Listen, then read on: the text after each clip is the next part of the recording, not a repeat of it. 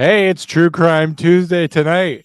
We're going to talk about a good man who did the best job that he possibly could, and everyone else around him took a big steaming shit, and he tried hard, but it didn't work out. He was a good guy anyway. Tonight on True Crime Tuesday. What? You don't agree with that? Just roll the thing. Roll the thing.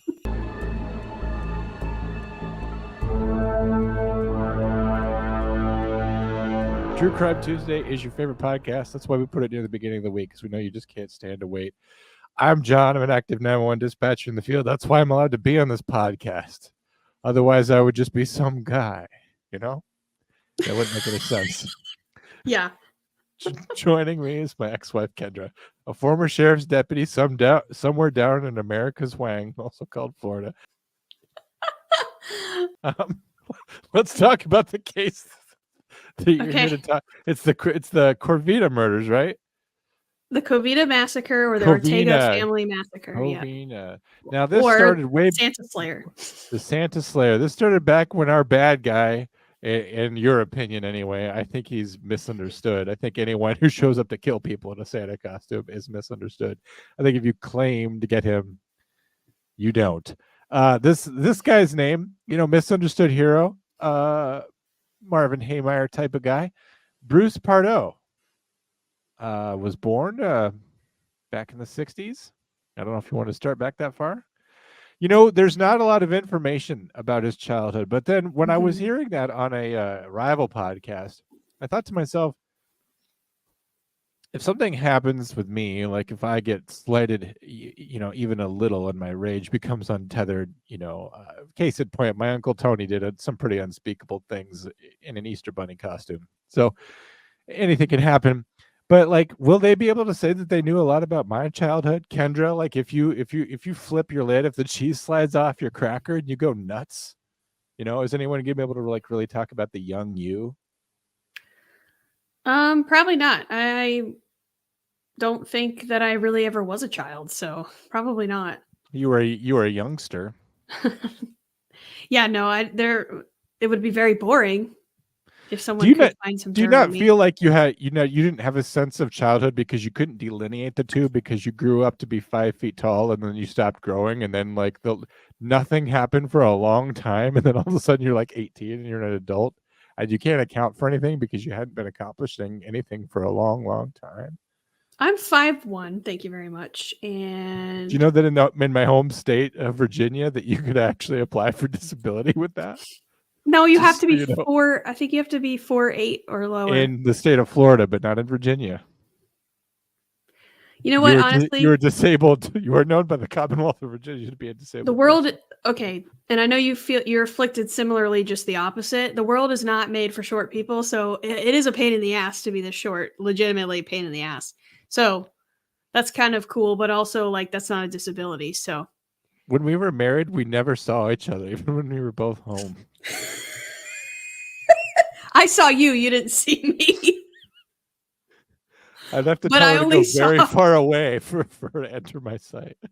You were just like a floating torso most of the time. It was constantly forced perspective. Like you would be like, I would have to tell you to like go towards the horizon of the house. Walk 1,000 yards that way so I can see you. Go into the other room so I could capture. But the amazing thing is it took almost no time before like the breadth of my vision would capture the whole of you, because you just don't have many pixels in you. You know what I mean? you're low resolution in real life. This is what I actually look like. That's just her. I know what you're thinking, that Florida's just cloudy, but it's just she doesn't have a lot of stuff. There's not much there, I on the other hand am like in full 4K because I'm so fucking huge.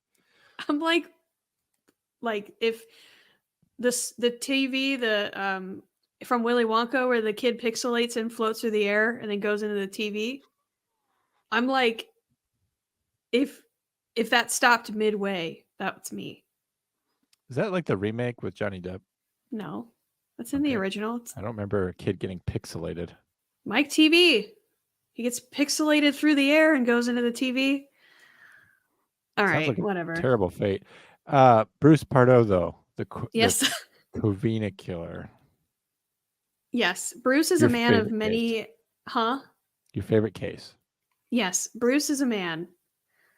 He's a human man, and he is afflicted with the inability to make good decisions, I believe, because all throughout. I hate these banners you put up accusing me of things I've never said. I'm just Okay, kidding. I take note I'm of just that. kidding. Anyway, um, as you said, there's not really a lot from his young years, other than the fact that people noticed he was good at math and he was pretty intelligent, and he went on to be, I think, an aerospace engineer. He's a He w- California native. he was actually I thought he was a software programmer, but he still Yes, worked for the Jet Propulsion Laboratory. yes, he was very But intelligent. but he did not do a good job. Like many intelligent people, he rests on their laurels, don't do much work, infuriated by everyone around you because everyone around you is like a simpleton and just isn't it doesn't inspire you to like achieve greatness. It's like why you could be someone who's incredibly brilliant but like basically just settle into a mediocre job, you know?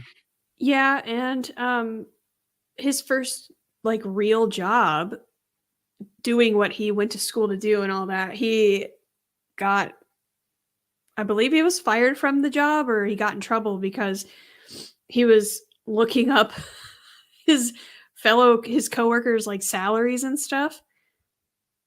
Why, I don't know. So maybe some sort of, maybe he felt like he was entitled to more and he wanted to see, I don't know, but I want to pump the brakes right there in the word entitled because you can do a thing is a good enough reason to do a thing. It has nothing to do with entitlement. It doesn't mean that he felt like he was privy to that information, but he was able to do it. And to be honest with you, if I'm a software engineer, I'm a software designer, and I'm working at a place that has, I presume, a lot of software security for keeping proprietary information, even Defense Department contracts, from getting out in the open, and I can go in there and say, look, you're hackable, and I can find this piece of information that is something that they want to be kept private. I'm expecting a reward for that. do you think that's what he was doing? I hope so, and I hope he gets his reward in the afterlife for hacking that database. Okay, that's an interesting perspective, and Hot, I wasn't there sorry, in his mind, so spoiler alert. Unfortunately, Bruce is no longer with us, although he's dead. some people think that life is cyclical, so he could return. So let's hope not. Because once is enough for me. Um, so that was the first real like thing from his past that kind of showed the beginning of this pattern of bad decisions, right? No, because he also went to his high school graduation or college graduation, and he walked across the thing, where you go get your diploma thing. Yeah, yeah. He walked across it with a blow up doll. Which how the hell does anyone Yes. let you do that? I was, he was a bit of a cut up, right? He was someone that did Mhm. what he wanted. He felt like the rules didn't apply to him, and perhaps they didn't, because perhaps all rules are made up, or perhaps rules are simply for simpletons or for lackeys or people who lack context to make the kind of decisions that frankly intelligent people should be able to get to make. Like intelligent people shouldn't have to be constrained to the driver's speed limits that confine the rest of you. Some of us can make that decision for ourselves. But anyway, he goes across the thing with the blow up doll, and it's hilarious, I guess. Yes, I'll always remember Bruce is hilarious. he is kind of a cut up, and that is something that people described where he was just like a really outgoing guy, and he just seemed pretty normal. So Handsome. there's not really a lot of because he didn't have like a record. He didn't do anything other than make these really shitty decisions, which I'm going to get to the rest of them in a second. He really didn't Hopefully. do a whole lot or present any sort of red flags, which is something that we see in these kind of cases where people quote snap and everything seems fine until it isn't. I want to hear about his first marriage. I know you don't even want to talk about that, or the first attempted I'm marriage. I want to hear about yes. that. So the second really big kind of like decision that he makes, um, he's with a woman named Delilah, I believe her name is Delilah, and they decide they're going to get married. But Bruce is kind of strapped for cash, and apparently she's got some money, so they agree that she's going to pay for the wedding, and the honeymoon. And they're just going to go on about their lives. Well, they plan this wedding. Everybody's excited. The day comes, and Bruce is a no-show. He just doesn't fucking show up to his own wedding. And turns out that he not only let her pay for the wedding and the honeymoon that was never to be, he also drained the rest of her bank account, which $3,000. $3,000, and he took that money and he took himself on a vacation to Palm Springs instead of getting married. So there's that. Can you imagine the look on her face when she found out? Oh, Bruce. Oh, it's bad enough to be left at the altar, but to be completely wiped of your savings on top of it, oh man, I can't even imagine.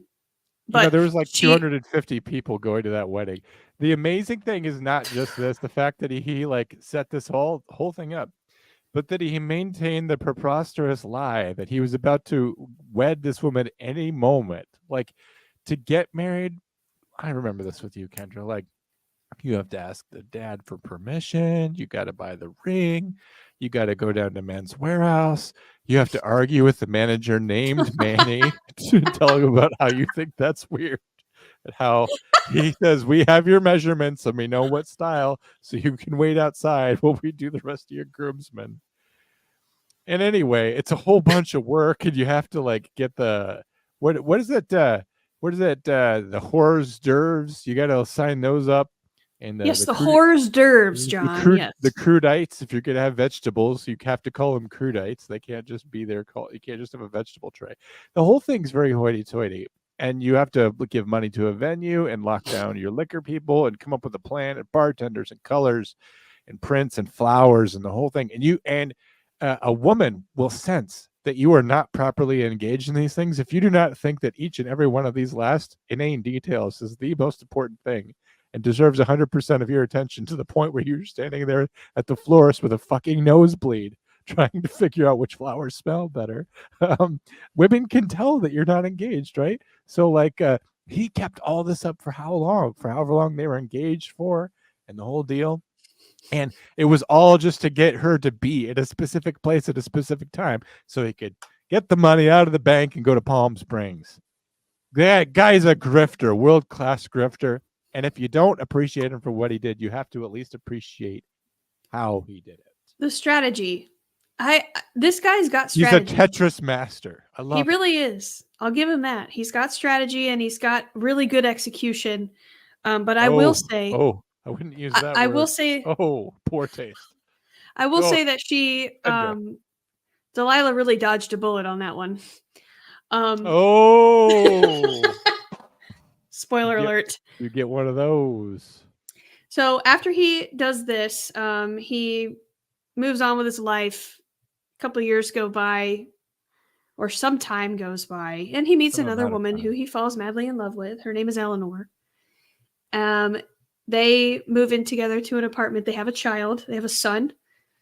Something bad happens to the son, right? Yeah, everything. Well, before we get into it, I want to do a couple ad reads because I want people to be like locked in. Guys, the fate of the son.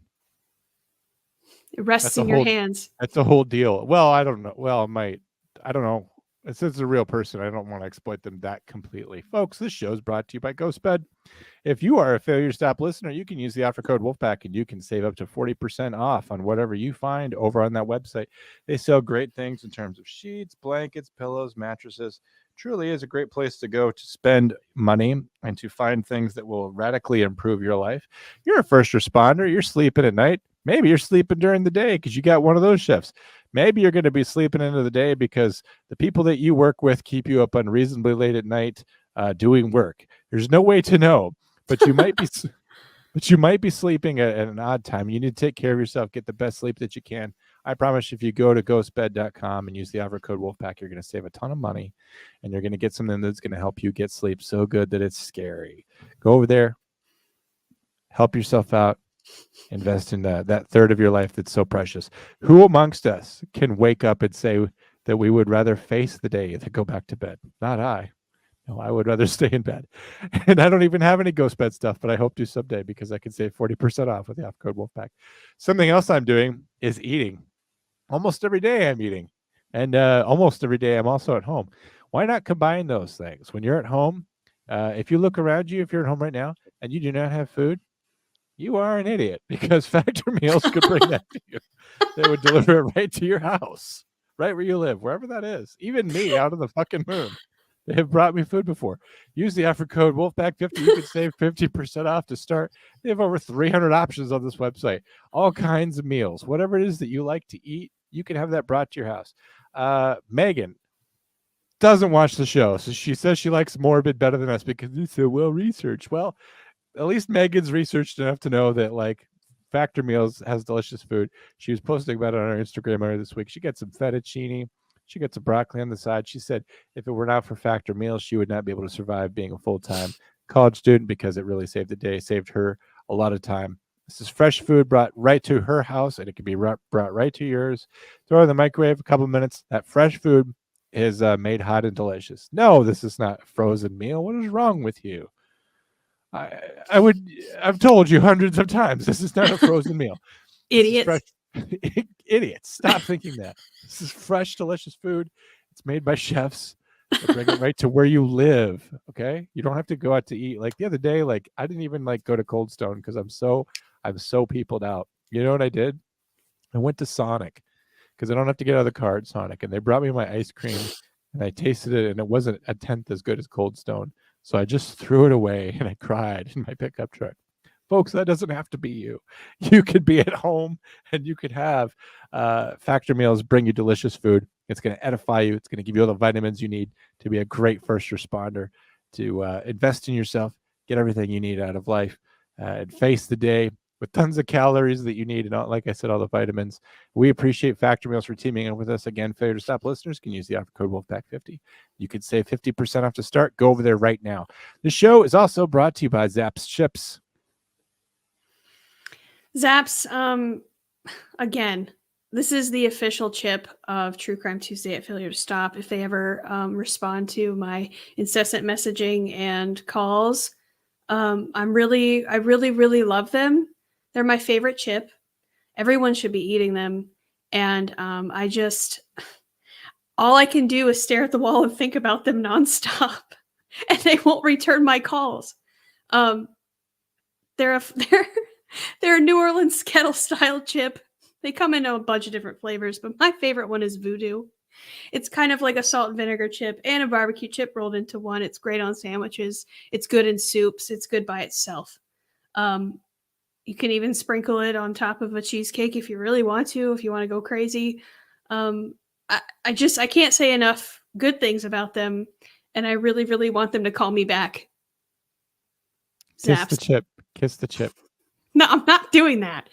All that right. was, and what an audition that was too for an ad read. I mean, if somebody sees that, they're definitely going to want to sponsor me, right? You might get an Emmy. I mean, you're not acting. It's the thing though, is you really do love those chips. Like, I called her earlier today to like figure out what the plan was for getting this done, and she's like, gotta go, eating a bag of delicious crispy Zaps, and I heard the crispy sound of her eating a chip, and then the sound of the phone hanging up. She loves those chips. They also come in pretzels. They do. They have seasoned pretzels. And now They're I know really what you're good. thinking. I'm a Dots pretzels fan. Idiot. These are better. Yeah. I've had Dots and they're good. These are I better. loved it. Yeah, I love Dots is legit. So back to the case. Yeah. So the back fate to of the the horrible boy. son. The fate of the boy. What happened to him? Not the horrible son. The horrible. Anyway, yes. My God. Okay. My God, you have no empathy at all. What's wrong with you? They had a son together. Bruce and Eleanor had a son together. Little Bruce Matthews was his name. Yes, Bruce Jr. Things were going pretty well. They were pretty normal family. But around a year old, I think he was 13 months old, Bruce Jr. and Bruce Sr. were at home, and Big Bruce was watching TV, hanging out, not really paying attention to his kid. And, you know, at that age, they're running around. You can't really take your eyes off of them very long. But somehow little Bruce manages to go outside, and unfortunately he falls in the pool. Oh, shit. At least they had a pool, though. And yes. And so Shit. So anyway, little Bruce falls in the pool, and Eleanor comes home to find Big Bruce holding little Bruce in his arms, freaking out. They call 911. They get there. Little Bruce is taken to the hospital, where he spends about a week being monitored and trying to bring him back basically to some sort of normalcy. Bruce was being an excellent father, and they weren't married, but essentially they were husband and wife. He was there every minute of every day, being supportive, doing everything that he could to make his family come together as much as you can in a situation like that. But unfortunately, about a week after little Bruce was admitted to the hospital, the doctors gave the news that he'd been without oxygen for so long that he was permanently, irreparably brain damaged, and he would become a paraplegic for the rest of his life. Bruce took this news in, and he thought about it for a little bit, and he said, this ain't for me. I think I'm gonna deuce. Bruce took a deuce, and he left. I don't know what that means. Doesn't that mean go to the bathroom? He deuced out. He deuces. He deuced. I think a lot of people have told you that they're going to the bathroom, but you just thought they were leaving. No. I know it has two meanings, yes. Anyway. Is that a pun? What? Is that a pun? It has two meanings? So he pieced out on his family. And he abandoned them. He abandoned his family. And not only did he abandon them. He did abandon his family, but what's the opposite of abandon? What's the opposite word of that? Like, what's the antonym of abandon? Adopt. He adopted a cool life. A cool life devoid of too many burdens. So like he made a choice of awesome life. Sure. He not only did he abandon his family and leave them hanging out to dry in possibly the worst scenario you could possibly be in, he cut off all contact. He would not talk to Eleanor, to the point where she had to sue his house insurance because, God, John, she sued the home insurance, so that she could get some money to deal with the $350,000 in medical debt that they were in now. And because they weren't married, she had to go that route and sue him.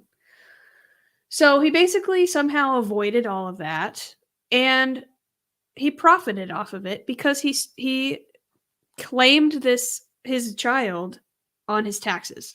The child that he abandoned and refused to help with or contact. He claimed him as a dependent on his taxes.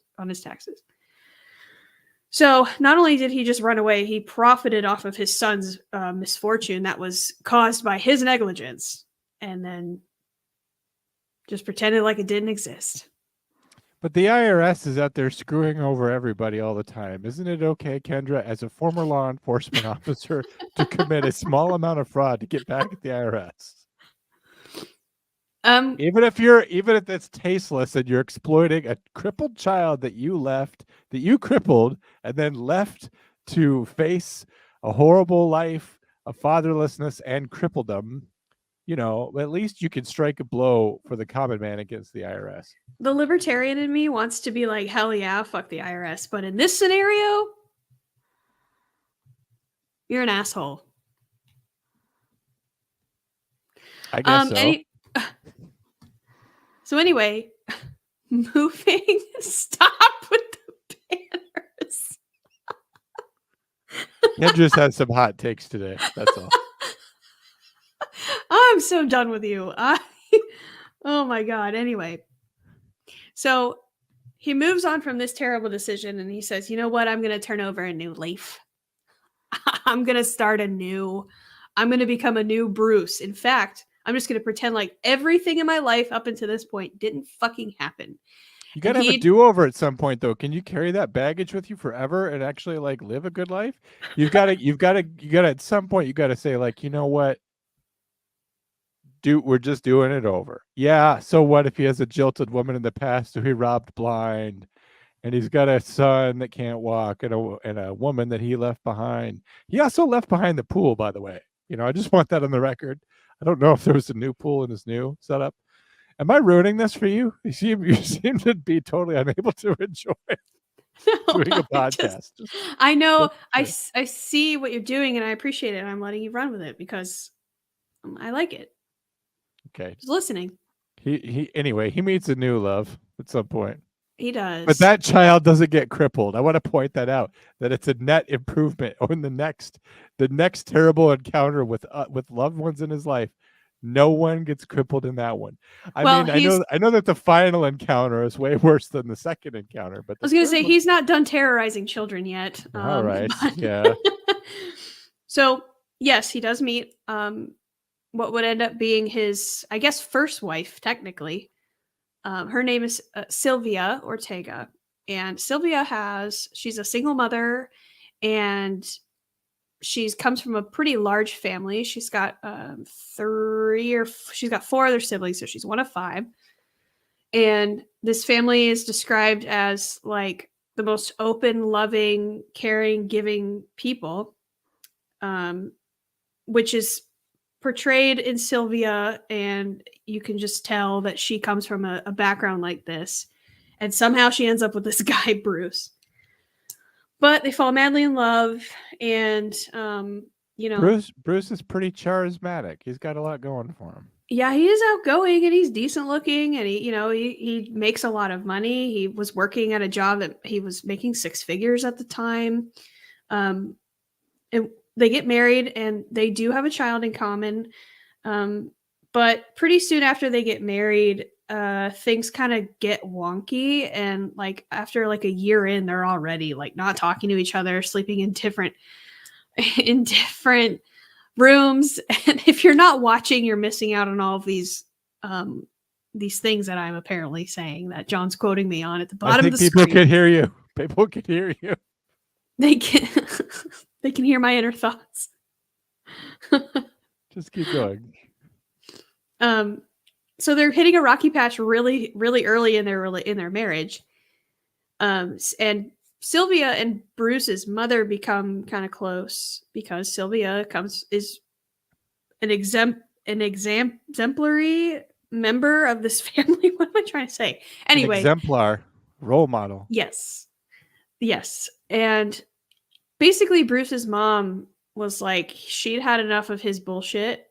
She knew who her son was, and she decided to tell Sylvia that Bruce had this life. Now, I don't know if the motivation behind telling Sylvia was to sabotage the marriage or to inform her, or if maybe Bruce's mom thought she already knew and she just brought it up. I have no idea. But regardless, Sylvia finds out about his leaving Delilah at the altar and abandoning his disabled child that he caused to become disabled.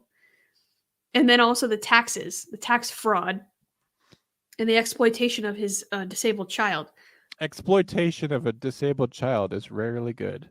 Yeah. Yeah. It's a very slim amount of cases where it's a good thing. In fact, probably 0. But Sylvia freaks out, as anyone would, and she's like, I don't know who you are, right? Oh, God. And she divorces Bruce. Now, she's not quite out of the house yet. Like I said, they have a kid in common, and she's in kindergarten. So she asks Bruce, hey, can you mind if I stick around while the kid's until she's out of kindergarten? I don't want to uproot her, blah, blah, blah, because she's going to end up moving back with her mom and dad.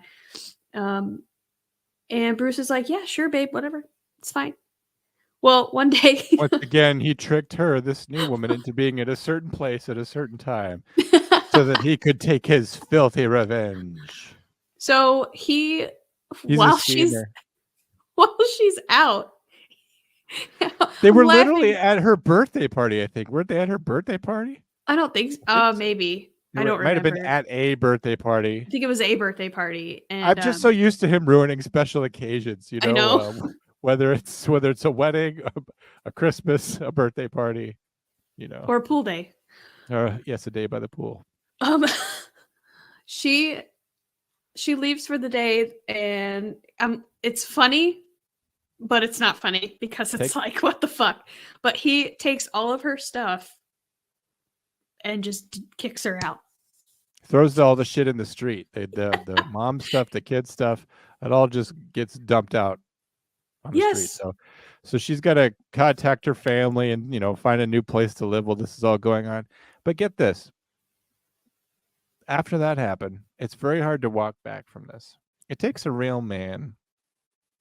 And Bruce is that man because he tries to, and I don't want to use the word con unless I want to follow up with convince her to come back and rekindle the flame of their love again.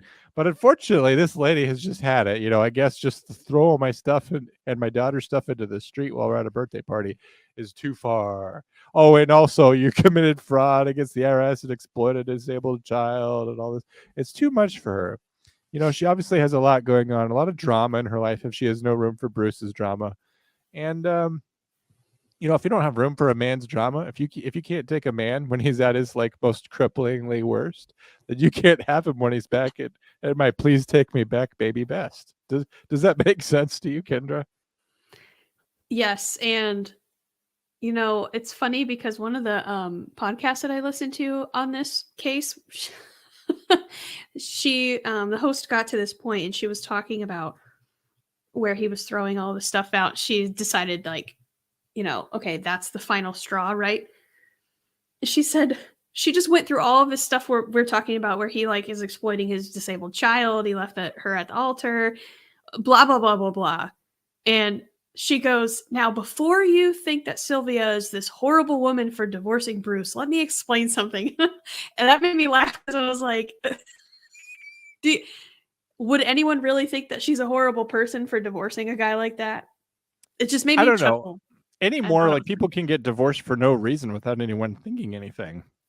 Right? The no-fault divorce, they just couldn't make it work out. You know, people just like, we're not in love anymore. We grew apart. With Kendra's thing, it was like I'd rather be alone and stare at a wall than ever see your miserable face again. Joke's on you though, because we have to do this live podcast every week.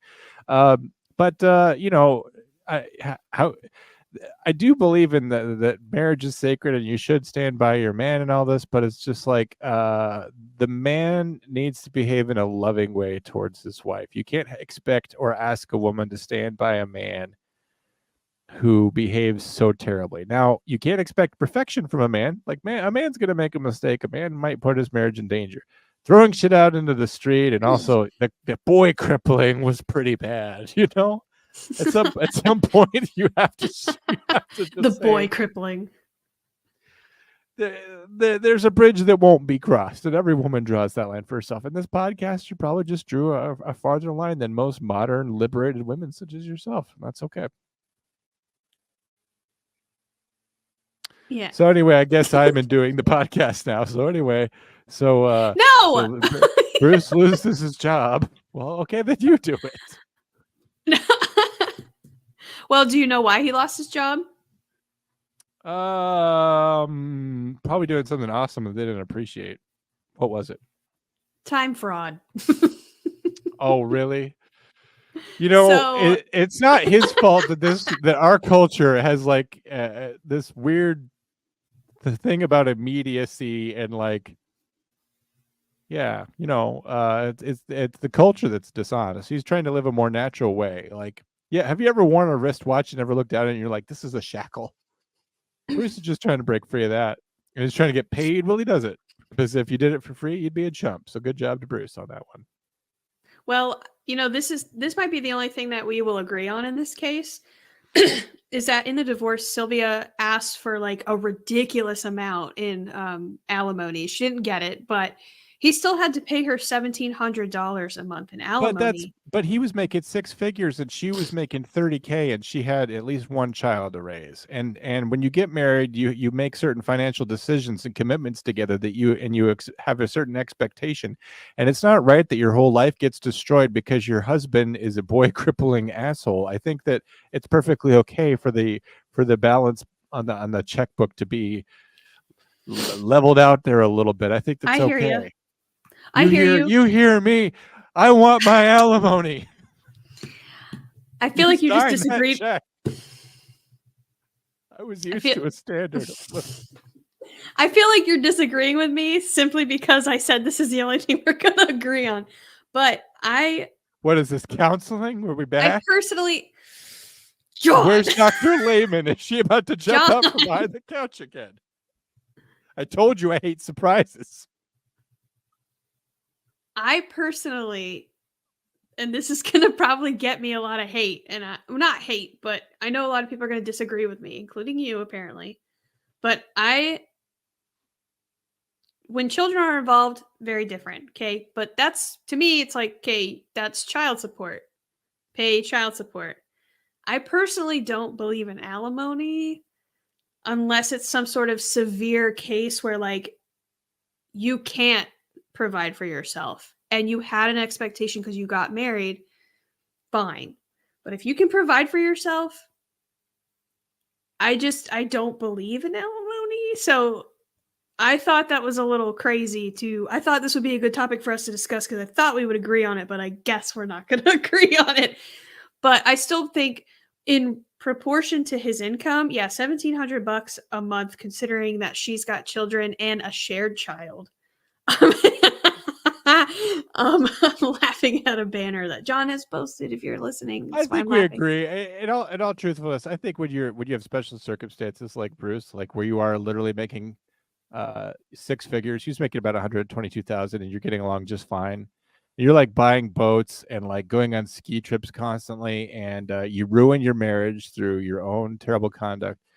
And the wife has to take the kid and like go like get on government assistance. Like I would rather him pay than for them to get on government assistance, or just have that poor child eke out a terrible meager living just because he had to have his boats and hoes. You know what I mean? Mm-hmm.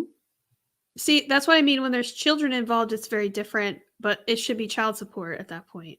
But that's me. That's my personal opinion. I don't judge people for getting alimony. I'm not saying that. It's just I don't personally, but I don't know.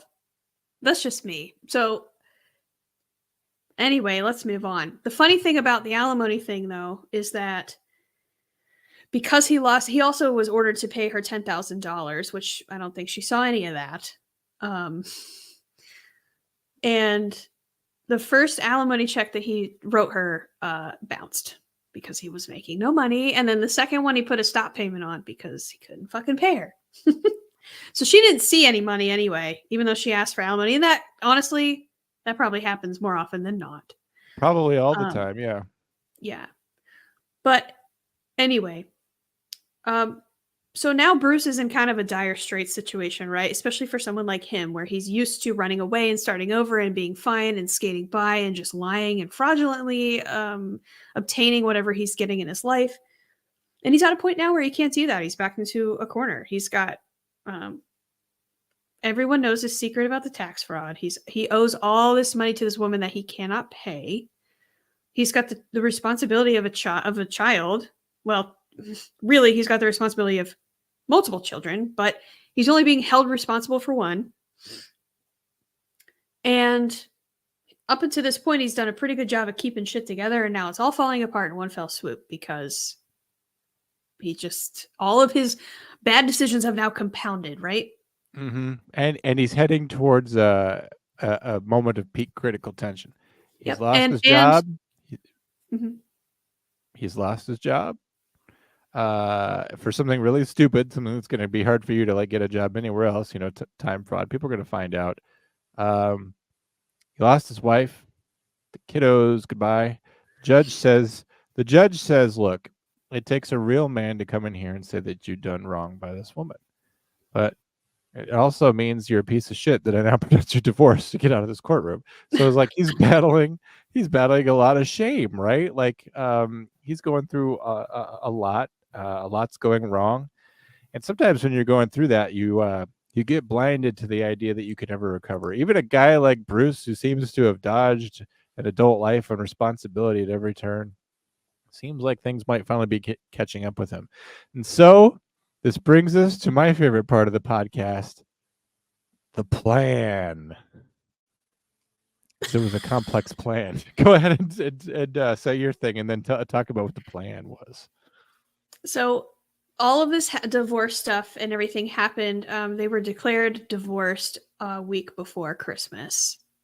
So on top of all that, it's the holidays, which can be a rough time for most people. Even for people that like the holidays, it's stressful, right? So all of these things are happening all at once. His own mother is on his now ex-wife's side, and she is the one that kind of, probably in Bruce's mind, the one that ruined the marriage anyway, because she's the one that dispelled all this information to Sylvia. So Bruce decides that he's gonna, like you said, devise this plan, and we know that it was planned out by a couple of ways. First, the first clue is that he bought 3 6-hour 9mm within a month of each other, because there's like a waiting period, right? What I heard was strikingly different. If you don't mind, I'm not here to contradict you. It was strikingly different. I'm not here to contradict you, but I am here to contradict you. Okay. But he actually bought 5 guns in 5 consecutive months, because in the state of California, you have to wait 30 days between buying a weapon. And so he went down there in July, August, September, October. This was while yeah. It's all with this divorce stuff's going on, right? So yes. The plan's already in motion. He's buying all these guns. Now I know what you're thinking. Well, John, even if he buys 5 guns and he does this cool like Matrix stuff where he's, flying around and all this, California, the magazines are restricted to 10 rounds. It's not going to be that awesome. Idiot. He's going to Iowa and he's getting extended mags with 18 rounds in there, and he's putting them in his California guns. So now he's made a transcontinental firearm, fun time, lots of gun stuff. Good times fun. Yeah. So yes, he flies to Iowa, like you said, to meet a friend, and he gets all this ammo and he's got these guns, but he doesn't stop there. He manages to get his hands on some, I read jet fuel, racing fuel. It was high octane stuff, right? He rents 2 vehicles. He buys a plane ticket for, like, the plane would leave the night that he commits this atrocity we're about to get into. These vehicles, he loads one of them up with all of the stuff that he gets, to include a Santa costume that he had custom made by his friend. He told his friend that I need extra room in this thing, and he said, "Well, why is that, Bruce? Are you gonna wear a fat suit and go full legit, or Bruce, are you depressed? Are you eating your feelings and you're just fatter now?" And Bruce says, "No, I need spaces to put guns and such." And they're like, "Oh, you just need pocket guns inside your Santa thing. I can whip that right up." The image of that made me think of Tim Allen in the Santa Claus, when he like puts on all that weight. The third one where he goes ape shit, takes out all the elves.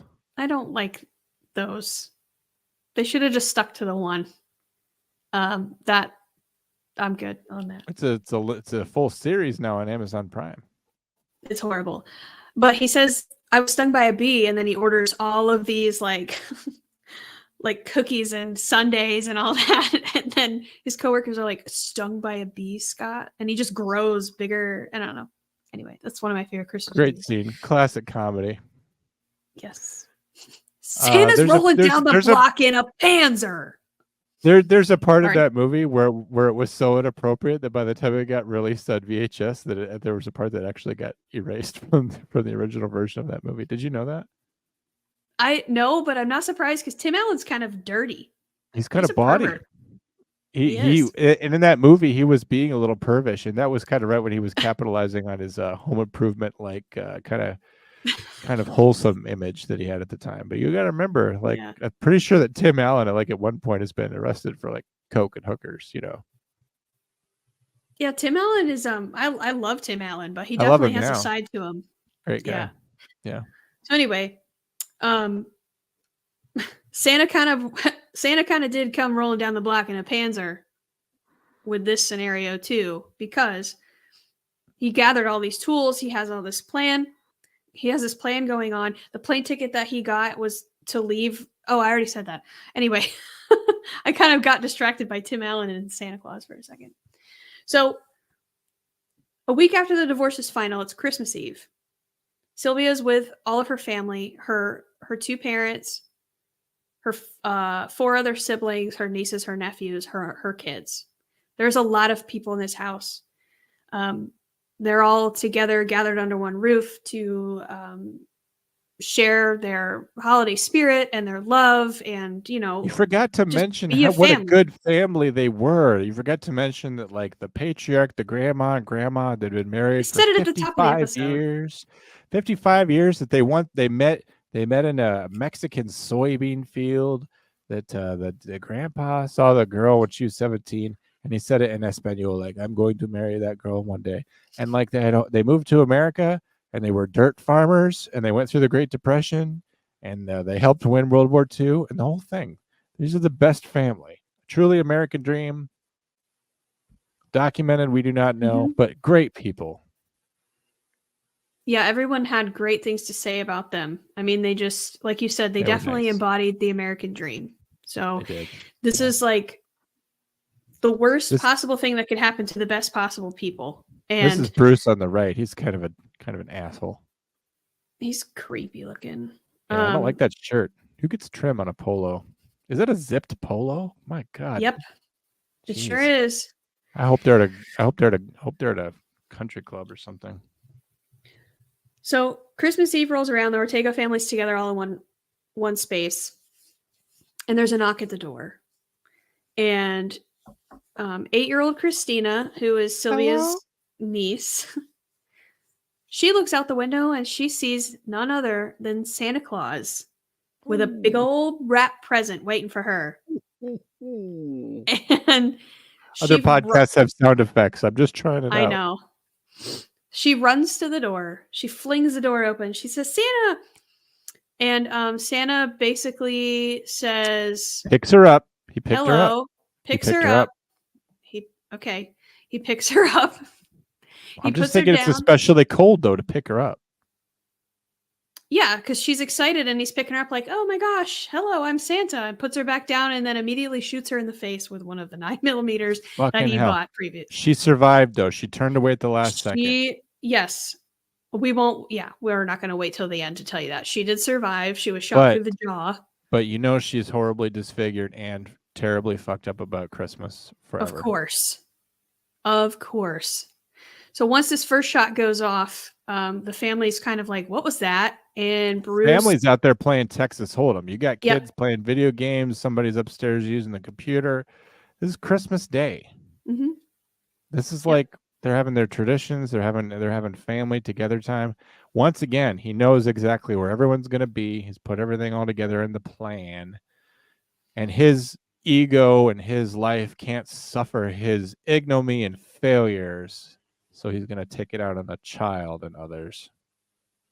Yep, Kendra, I'm so angry that you have lifted this man up. What? Well, you say he's been saying he's a hero this whole time. This guy's an asshole. Your banners have been saying that. I have not said that. Bruce continues into the home and just starts shooting at family members and just around in the house. Sylvia's brothers, James and Charles, give a valiant effort to take him down and stop him, but it was to no avail. And he shoots and kills both of them. He also shoots and kills both of their wives. Joe and Alicia, who are the parents, Sylvia and her sister, they run and hide in the dining room, and they're all huddled under the table together. And Bruce walks in and shoots them all in the back of the head, systematically kills them. When he's in the chaos, a couple of the other family members escape. Most of the children escape. One of them jumped out the second story window. She broke her ankle. They were busting through windows to get out. Are you raising your hand, John? I am. I want to bring back a Thursday tradition. I want to play some 911 audio from this case. You guys okay with that? With me doing a Thursday tradition on a Tuesday? Kendra, Yes. it's your show, so I'll ask for your Of permission. course. Do you want me to do you want to just play it, or do you want me to give some I'll just background play it. on I don't need to break it down. Well, I mean, Okay. you're giving the background right now. Like somebody got away in this terrible conflagration of tableau of man's inhumanity towards man is the young and old bound together in love or dying alike, trying to save each other from a madman dressed as Papa Elf. It's horrible beyond comparison. But a 911 call goes out to your local 911 dispatcher there in Covina, and we'll play the audio. Kendra, any final thoughts before I play that? No, go ahead and play it, John. Covina 911. Yes, I'm on Northwest Avenue. I'm a homicidal guy, and he shot my little cousin right now. Okay, can you tell if there's anybody injured? Because we have fire department and officers en route. Hello. Hi. Please come immediately. Who's in your house? Immediately. Ma'am, is the guy in your house right now? We're having 2 houses down on the cookie site. Okay. Ma'am, hold on. Is he at your house? Yes, he's got this shooting. What do you think his name is, Bruce? His name is Bruce Pardo. Okay, and who is he to you guys? Excuse me? Who is he to you? He's my ex-brother-in-law.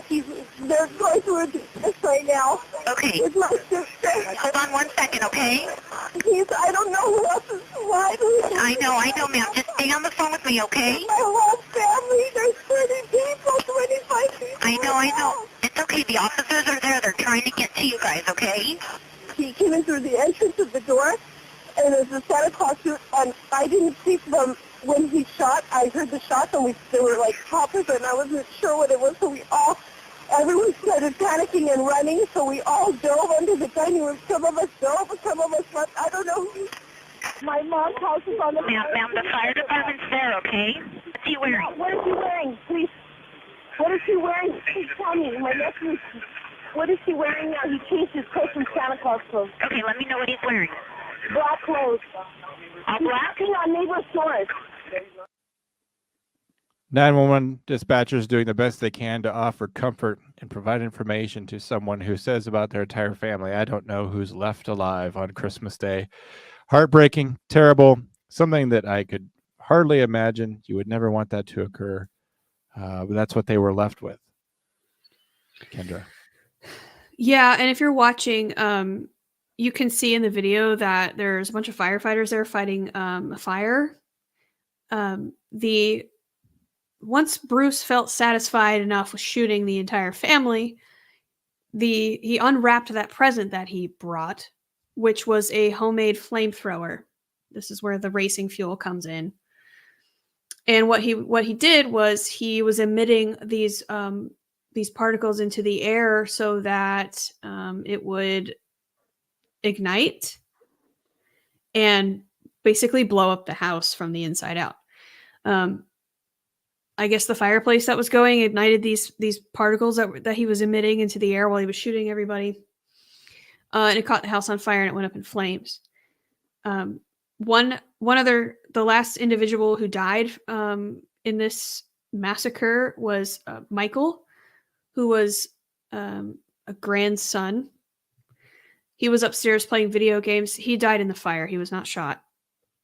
But a total of 9 people were murdered in this horrible, horrible tragedy. 9 members of this family who were there to celebrate Christmas with their loved ones died in a horrific, terrifying manner, and everyone else that was there got to live through it and witness it.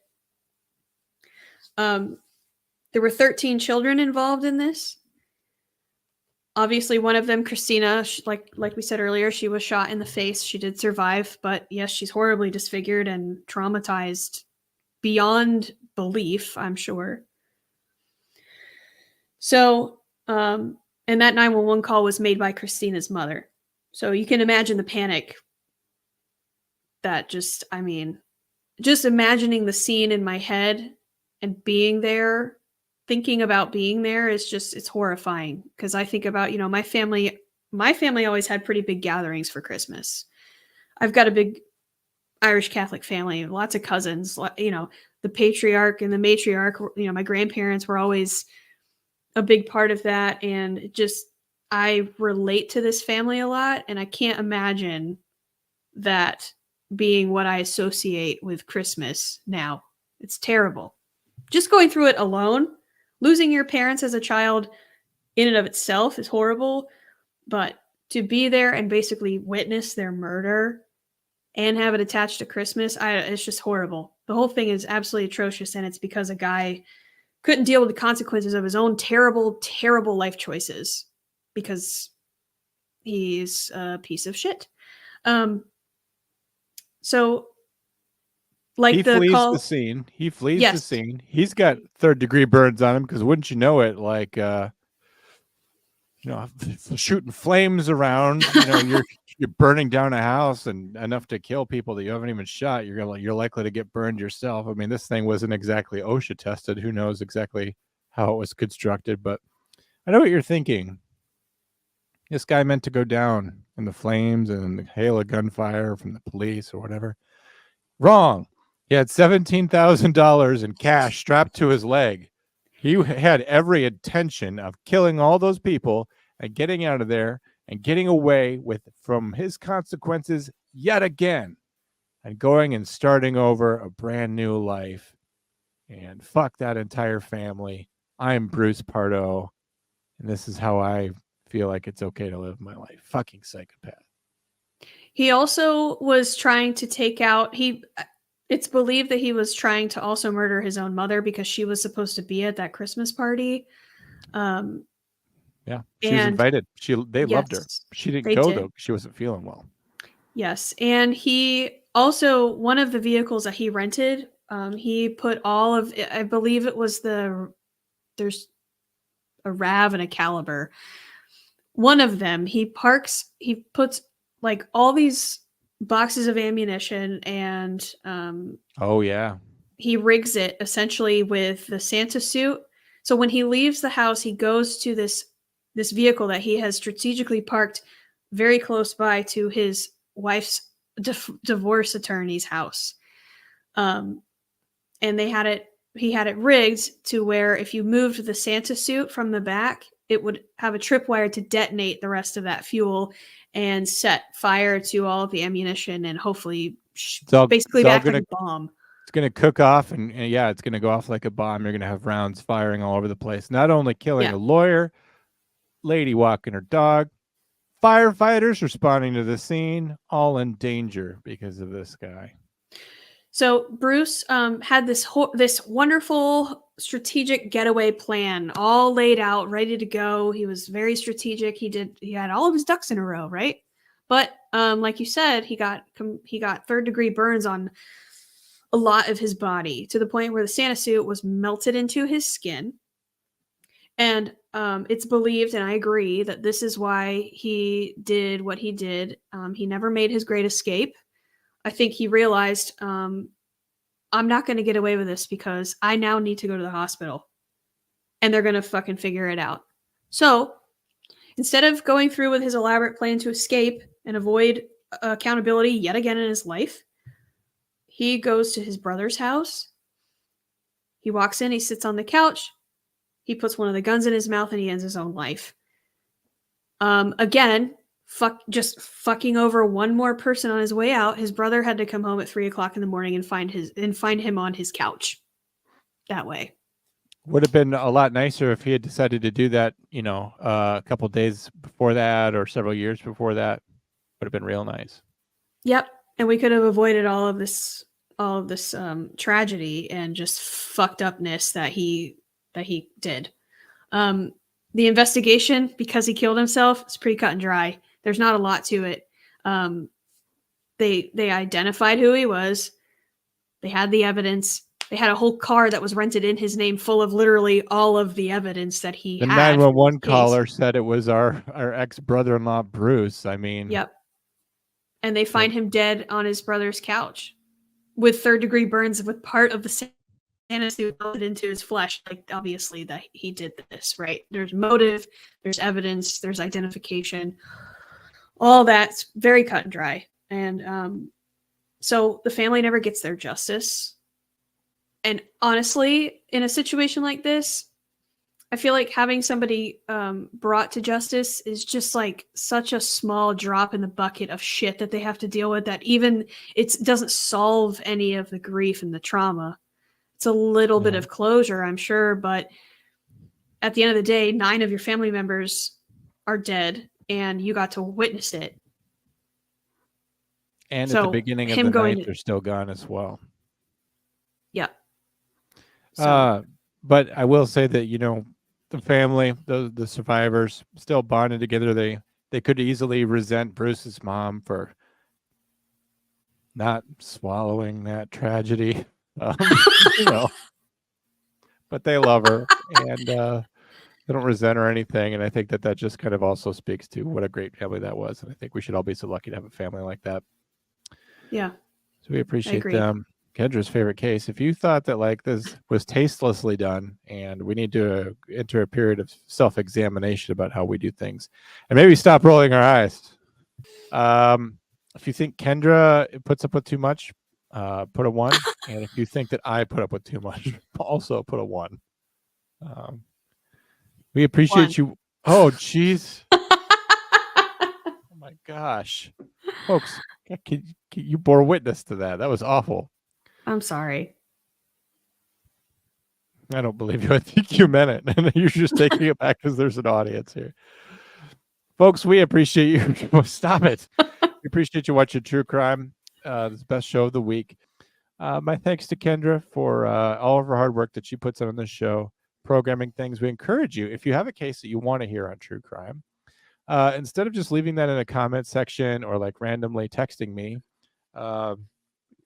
we need more information than that. Send us an email.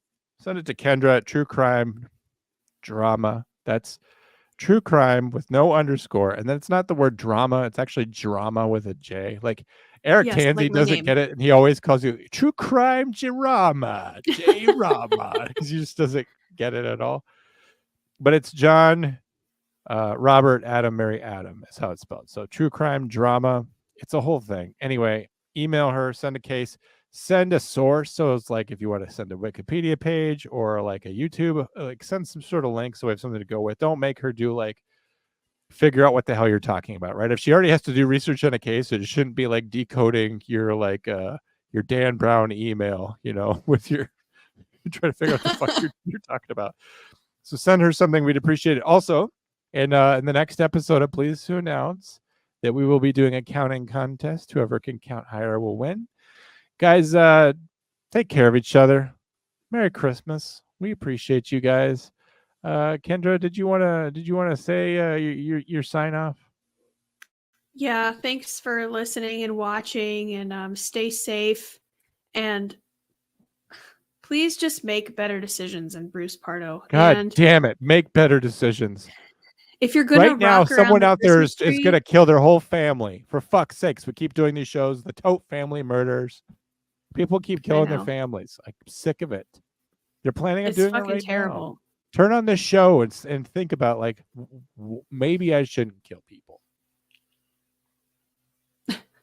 People keep dying since we make this show, and I don't understand it. I feel like this show's the answer to murder. Like, figure your shit out. Don't get on a true crime show.